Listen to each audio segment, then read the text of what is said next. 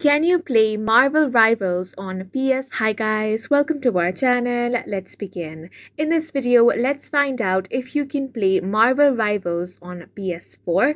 First of all, I'm going to open up any web browser. Then I'm on the PlayStation website here, which is playstation.com. Make sure to sign into your account. Then what you want to do here is click on the search icon over here. Now to check if certain games can be played on PS4 or not, you want to type in the name of the game. So here type in Marvel Rivals and click on the search icon.